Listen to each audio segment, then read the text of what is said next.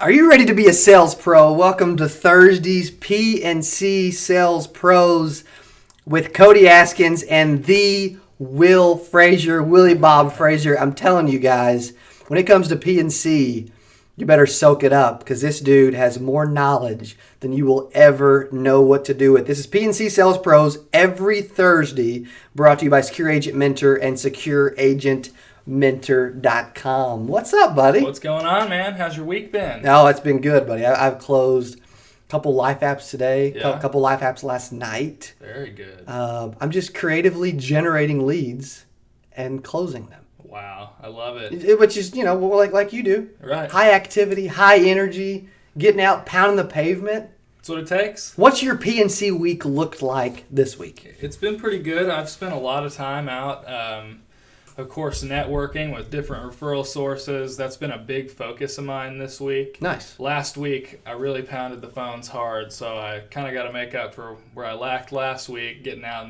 in the community and shaking some hands. I love it. I love it. What we're going to talk about today, and our topic for our second episode ever of PNC Sales Pros is top referral sources, top PNC or property and casualty referral sources. What would you say the top referral sources are? I would definitely say that the top referral sources for a PNC agent, like Cody said, selling auto and home insurance, is going to be mortgage loan originators, car dealerships, new and used auto dealerships, motorcycle dealerships, boat dealerships, Ooh. Anyone that's selling something that someone is going to need to insure. And real estate agents. Of course, they are a little bit different relationship because Right. they're not normally the last point of contact the mortgage lender is, but having those realtors in your Rolodex helps you get to the lenders, and it all kind of goes full circle like that. So I would say that mortgage loan originators, dealerships, and realtors are going to be your top 3 referral sources in the PNC business. I love it. If you're working in the PNC referral business and you are not PNC business in general, and you're not taking advantage of these different referral sources, these referral opportunities, avenues, money-making sick tricks, That's right. then you're losing money. You definitely are. And you're probably working way too hard and not necessarily smart. You're probably doing a whole lot of legwork and lots of elbow grease and maybe not seeing a whole lot come from it. And Right. so that's kind of what we wanted to focus on today was what's going to be the best use of your time when you're getting out there and building the brand for yourself. Exactly. Where do you want to focus your attention? Exactly. Which is why, again, we've got Will Frazier here to jump into just the creativity and the massive amounts of action that we take, the things that you have to be doing on a day-to-day basis. This could apply to any industry, any insurance agent, but what we're going to talk about next will pertain to property and casualty pretty heavily. Yeah. The life and health agents could still do it technically. You know what I mean? Absolutely. They easily could. But let's dive into, I know you've got tons of awesome content you want to get into today. Right. So let's go ahead and dive in. Okay, so my favorite referral source personally and the relationships that I like to build and have cultivated are with the mortgage loan originators, and there's a few reasons why. Number one, they are going to be the last line of contact when someone is purchasing a house. So basically how this works is there's tons of moving parts that go together to complete a mortgage loan for somebody. They have got to have a title company on board. They're going to need an insurance agent to provide the insurance. They're seeking out documents, tons of different things that they got to chase down and collect. So this is really a time where you can shine because as the insurance agent, you not only play a vital role in this process, but just know that a lot of times they're running around like chickens with their heads cut off to get the deals done and get everything finished. And so a lot of times what you'll hear from lenders is that maybe they have referred to insurance agents in the past and they didn't have good luck with them. They let them down. Right. Maybe they refer to somebody exclusively because they do a really good job for them. You brought up an awesome point, that they've referred to someone before and the agent has let them down. Yep. What type of things do you need to avoid to make sure that you don't ruin that awesome referral source? Don't overpromise and underdeliver. So if you say, hey, But always overpromise, right? Overpromise, yes. You definitely want to overpromise and overdeliver on your Exactly. overpromise.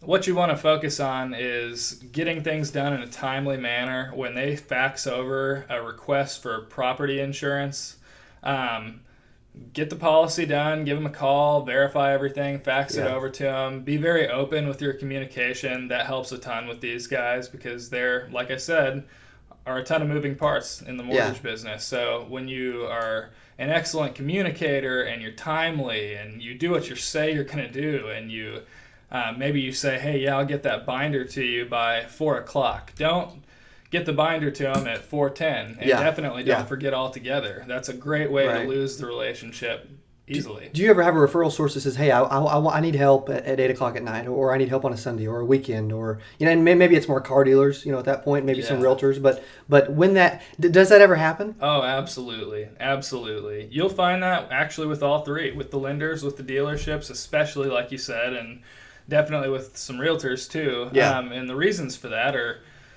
lenders oftentimes have to work after hours to get things done. Car dealerships, of course, are these days open till 9 or 10 o'clock or whenever the last customer leaves the lot. And then they're, of course, open on Saturdays. And real estate agents do open houses and show houses on Sundays. Exactly. So a great way to differentiate yourself right off the bat when you get started and get some people sending some business your way, even if they use other insurance agents, is to be available in evenings and weekends. I know that when I got started, that's how I got a lot of my business, was letting people know, hey, I know you probably work with 1 or 2 agents already. If you can't get a hold of them after 5 tonight, I'll be around till 9 with my laptop quoting, I love at home. That. I love Give that. me a call on the weekend, and it happens quite often. It drives me nuts, and you find this even more in the P&C world, and I know you'll agree, where they think this is a 9 to 5 gig. And P&C, you're in the office, a decent amount. There's a lot of service support, whatever role you play. But if you're thinking that you're a 9 to 5 individual, and that when that 5 o'clock clock strikes 5, that you don't have to answer your phone, you don't have to text back, you don't have to check your emails. If you think that is how this business works, you need to get out now. Definitely. You will fail. You will piss people off. People will not be happy with you. That's right. A ton of business is done after hours. That's just the nature of it. And,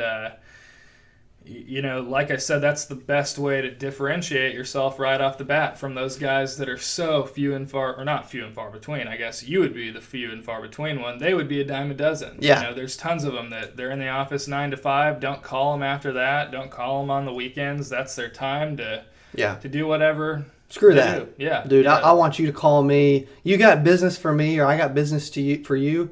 I don't care if it's freaking midnight. I agree. I'm the same way. You better freaking call. And if I don't answer, you better be at my door knocking that sucker down. That's right. That's right. People love that. They want to see work. And again, that's just these are small things that you can do. They might not be game changers for your business to do once or twice. But if you make a conscious commitment to work the hours, be there for people even when you're not working your hours, and it's after hours, or it's a weekend, or you get things done on time. You just do what you say you're going to do. These are small things that in the big picture, they make a huge difference. Well, so let's dive into one thing, because before you can cultivate a referral source, you have to find a referral source. Right. Let's jump into quickly the activity that you take and what you say, kind of how much activity you take, when you take it, and your pitch. Real quick. Sure. Yeah. So on my mortgage people and my realtors, I will pick out 20 of each every Monday morning. I call through that list and I just try and set an appointment with them. All I'm doing here is basically saying, hey, show them some honor. Hey, I've heard great things about you. I know you sell a ton of homes, or I know you write a lot of loans.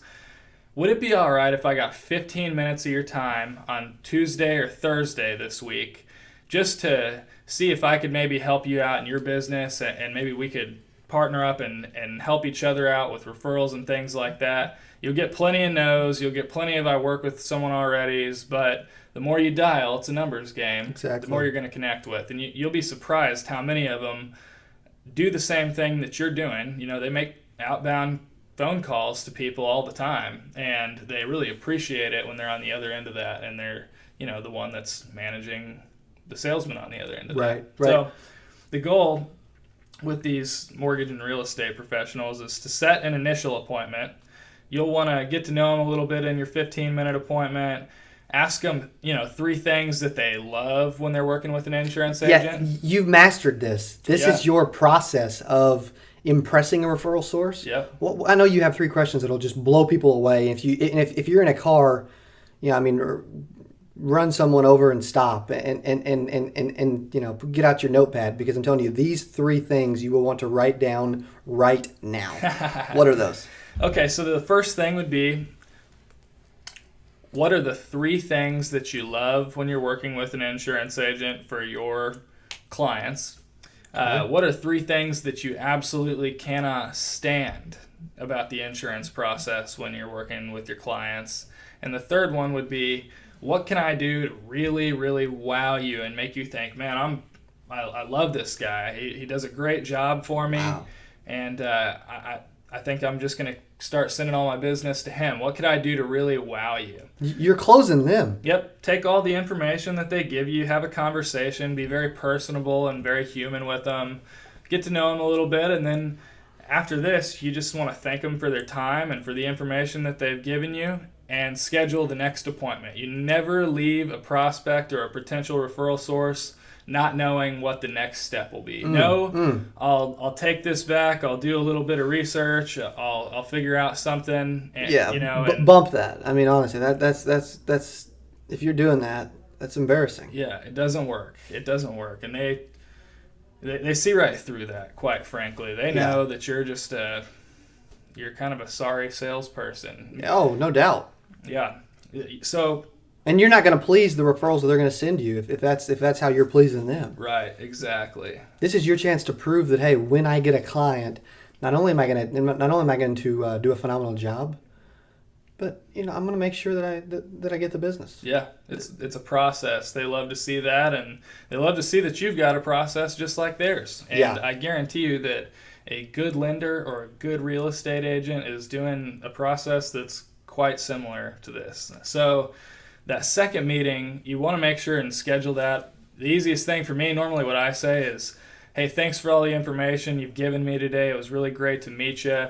What I'd like to do is go back to my office, take a little time, and come up with a professional presentation that I can come and show to you about how I'll take care of you and how I'll make sure that none of the things you hate will happen, and how I really think that we could work great together. And all I need is 15 more minutes of your time. How about same place, same time next week? I love it. 90% of the time you're going to get the appointment. If you've done a good job and not been... As long as you ask. Right, exactly. That's what a lot of this boils down to in sales in general, is just ask. So once I do that, I'll go back, professionally present, and I'm telling you, most of the time I get a really good outcome. They love the process. Yeah. They love that they can see that you are process driven, so nothing's going to fall through the cracks with their clients. You seem organized by the way you're structuring this and by the way you're asking those questions. So I'm telling you, mortgage people and real estate agents, those are going to be great clients for this process. Use that with them.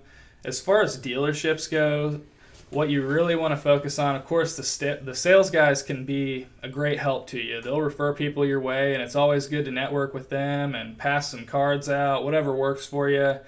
Get to know some of them, but the main guy in the dealership that you really want to be chasing down is the finance manager, because he'll be the one that's taking care of the proof of insurance and getting it logged to go to the bank, sending it to the bank, and he'll also be the one desking the deal and talking about the payment and all the dollars and cents portion of the deal with the client. So he'll be the last point of contact with that client before they drive off the lot in their shiny new car. And geez, if they don't have insurance or if this deal's really not going to work at the rate that they're currently paying, isn't that a great time for the finance manager to give you a call and say, hey, what can we do on this client right here? We have to have insurance before they leave the lot, you know, for the loan.